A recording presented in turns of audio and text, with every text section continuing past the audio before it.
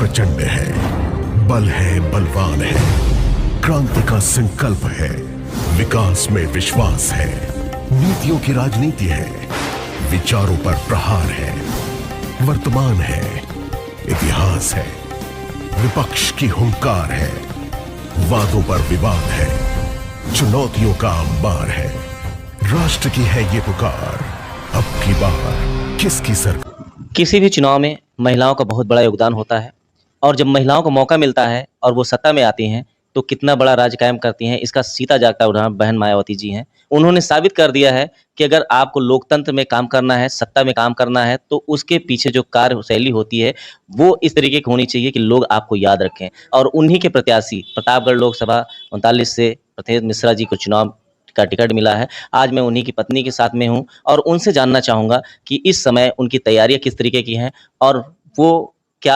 उनको क्या मिल रहा है जब वो जाती हैं लोगों के बीच में, तो कैसा सम्मान उनको मिल रहा है। आपका मेरे चैनल में स्वागत है।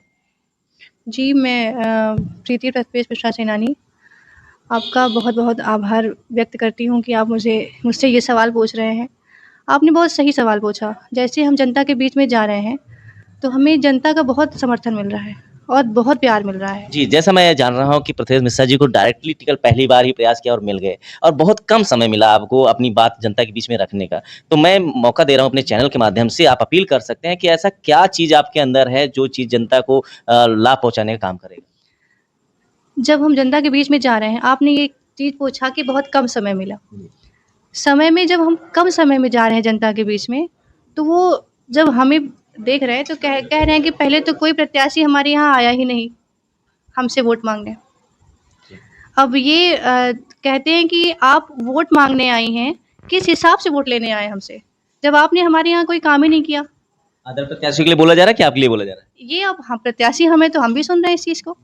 फिर हम उनसे बताते हैं कि आपके यहाँ जो प्रत्याशी रह चुके हैं, आपने उनसे क्या ये सवाल पूछा? कहे वो तो एक बार आते हैं हमारे यहाँ वोट मांगने, उसके बाद कभी दिखाई ही नहीं देते। जी।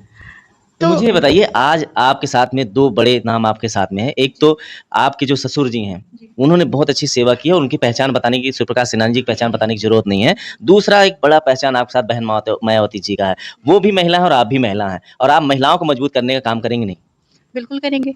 बहन जी की सरकार में औरतों के लिए बहुत सारी सुविधाएं थी और उनकी सुरक्षा को तो विशेष रूप से वो लोग ध्यान देती थी।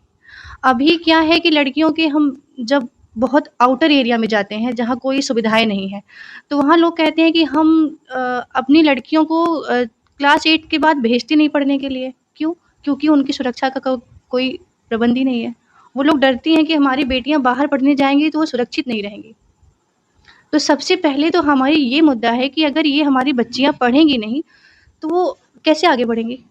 और ये यहाँ बात आ रही है कि वो उनकी पढ़ाई को लेके भी और उनकी सुरक्षा को लेके भी, जो कि सरकार में नहीं सोचा है। जी बिल्कुल, आपने वही बात सही की और मेरे चैनल के माध्यम से लोग देख भी रहे हैं, जान भी रहे हैं और ये भी महसूस कर चुके हैं कि मायावती जी का शासनकाल कैसा रहा है। और आज लोकसभा में जब उनकी तरफ से टिकट मिला है तो कहीं न कहीं उनके साथ का जुड़ाव तो हो ही गया है। लेकिन फिर भी मैं आपसे एक सवाल ये कर लेता हूँ कि आपने महिलाओं को लेकर तो बात की, उनके शासन को लेकर हमने देखा भी है, तो क्या लगता है फिर से उस शासन को कायम किया जा सकता है अगर यहाँ पर कोई एक नया लीडर आ जाए उनकी? जी बिल्कुल कायम किया जा सकता है।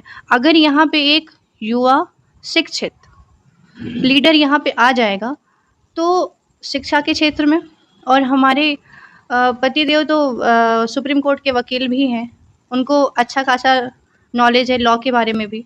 तो अगर एक युवा प्रत्याशी यहाँ आता है तो वो आने वाले फ्यूचर के बारे में बहुत कुछ सोचेगा। क्योंकि जैसे हम हैं, अगर हम अपने बच्चे के बारे में सोचते हैं तो सोचते हैं कि हम क्या करें कि आने वाला समय मेरे बच्चे के लिए और बेहतर हो जाए।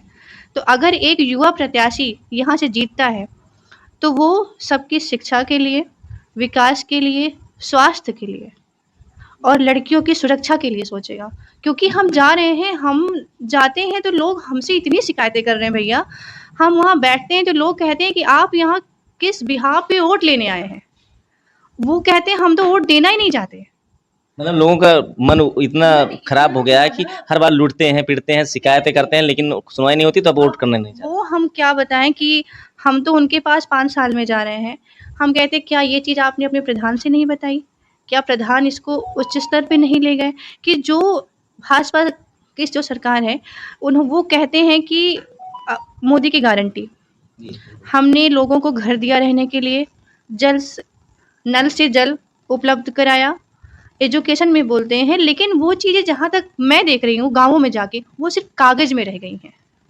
या तो वो जो बेचती हैं वो ज़मीन पे नहीं आ पाती हैं, लोग आने नहीं देते हैं। या फिर मीडिएटर या दलालों के बीच में रह जाते हैं। तो इसके लिए कौन जिम्मेदार है? यहाँ का जो सांसद है। अगर हमारी सरकार बनती है तो हम अगर जनता का काम नहीं करेंगे तो उसके जिम्मेदार हम होंगे, तो लोग किससे सवाल करेंगे? हमसे सवाल करेंगे।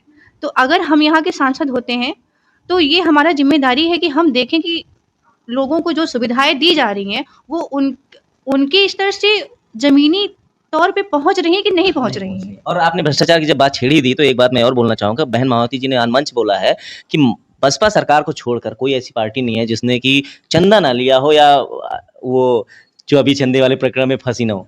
जी बिल्कुल, बसपा सरकार ने कोई भी चंदा नहीं लिया है किसी से, और तो आप देख रहे हैं सबका तो लिस्ट। कहीं ना कहीं भ्रष्टाचार पर लगाम लग सकता बिल्कुल लग सकता है, अगर बहन जी की सरकार आ जाएगी, और बिल्कुल आएगी, क्योंकि हम लोग जिस तरीके से शिक्षा और हमारी बेटियों के लिए काम कर रहे हैं, महिलाओं के लिए, हम लोग सर्व समाज पे ध्यान दे रहे हैं, एक ही समाज नहीं या जाति पे नहीं, हम लोग सर्व समाज को लेके दे रहे हैं, क्योंकि जो हमारा समाज है ना, इसमें सभी समाज के लोग, सारे धर्म हैं, तो अगर हम सर्व धर्म को लेके चलेंगे तभी तो हमारा समाज शिक्षित होगा। जी बिल्कुल, आपने समाज की बात कही तो मैं भी एक चीज़ देख रहा हूँ मार्केट में या फील्ड में जाता हूँ, तो ये चीज़ें तो हैं। सपा कहती है कि यादव हमारे हैं, भाजपा कहती है कि ओबीसी हमारे हैं, और पार्टियाँ कहते हैं मुस्लिम हमारे हैं, लेकिन मायावती जी आप बिल्कुल बैकवर्ड को भी लेके गई हैं, ओबीसी भी लेके गई और साथ में मुस्लिम को भी लिए हैं, पंडित जी को भी लिए हैं। मायावती जी कहती है सर्वजन हिताय सर्वजन सुखाय। आप सारे धर्म को लेके चलिए, तब हमारा जो समाज है वो शिक्षित बनेगा, और सब धर्म को लेके चलेंगे, हमारा जिला शिक्षित होगा, जब हमारा जिला शिक्षित होगा तो हमारा देश शिक्षित होगा। हम एक धर्म को और एक समाज को कैसे लेके चल सकते हैं कि हमारा जिला और देश शिक्षित हो जाएगा? जब सभी धर्म के लोग शिक्षित होंगे तब तो हमारा जिला और हमारा देश शिक्षित होगा।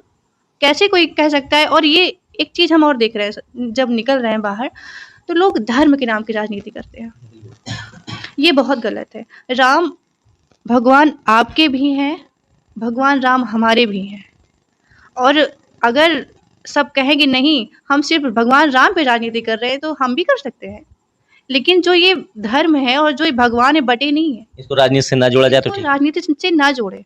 वो सबके धर्म अलग अलग हैं, वो चाहे हमारे यहाँ बहुत सारे धर्म हैं, बहुत सारे हमारे, चाहे वो आप भगवान राम को ले लीजिए, वहाँ हिंदू भाई हो गए, मुस्लिम भाई हो गए, क्रिश्चियन, सारे लोग हैं, तो क्या अगर हम ऐसे अभी आपने परशुराम जयंती भी बड़ा कार्यक्रम किया। परशुराम जयंती में भी तो हमने सबको बुलाया ना, उसमें तो हमने ये नहीं कहा ना कि आप राम के हैं तो परशुराम में नहीं आ सकते। जी बिल्कुल, बात तो एकदम सही है। अब मैं ये आपसे कहना चाहूँगा या जानना भी चाहूँगा कि आप यहाँ की प्रतापगढ़ की बहू हैं और यहाँ मायका भी आपका रामपुर खास है, तो यहाँ की जनता से आपकी क्या अपील होगी? जी रामपुर हमारा मायका है और प्रतापगढ़ हमारा ससुराल है। रामपुर विधानसभा हमारे प्रतापगढ़ में ही आती है, तो हम वहाँ जा रहे हैं तो लोग कह रहे हैं आप तो मेरी बेटी हैं, तो वहाँ मुझे बेटी की तरह प्यार मिल रहा है और बहू की तरह सम्मान मिल रहा है। बेटी की बात आई तो एक बात और आपसे कर लूँ, हो सकता है इसका जवाब आपको अटपटा देना पड़े, लेकिन मैं तो स्ट्रेट फॉरवर्ड बात करता हूँ। आराधना मिश्रा मोना भी कहती हैं कि मैं रामपुर खास की बेटी हूँ और इस बार मैं इंडिया गठबंधन सरकार बनवा के रहूँगी। जी देखिए, इस पे तो मैं कुछ बोलना नहीं चाहती, वो भी बेटी हैं, हम भी बेटी हैं, और बेटियों का प्यार कभी बढ़ता नहीं है। माँ बाप सबको मिलना चाहिए, माँ बाप के लिए बेटियों का प्यार हमेशा बराबर रहता है, तो मौका सबको मिलना चाहिए। मौका सबको मिलना चाहिए, बिल्कुल मौका सबको मिलना चाहिए। एक बेटी की तो आपने देखी, उनकी कदर की, दूसरी बेटी आपके बीच में है, तो ये बातें आप कह रही हैं। और कुछ कहना चाहेंगे मेरे चैनल में? जी नहीं, बहुत बहुत धन्यवाद, आप मेरे साथ जुड़े।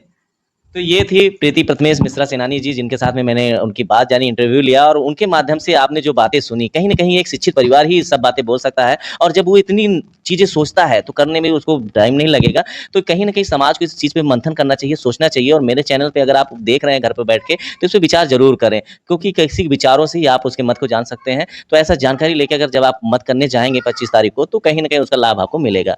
कैमरामैन के साथ में Harkesh Chaurasia, live TV Express, Uttar प्रदेश।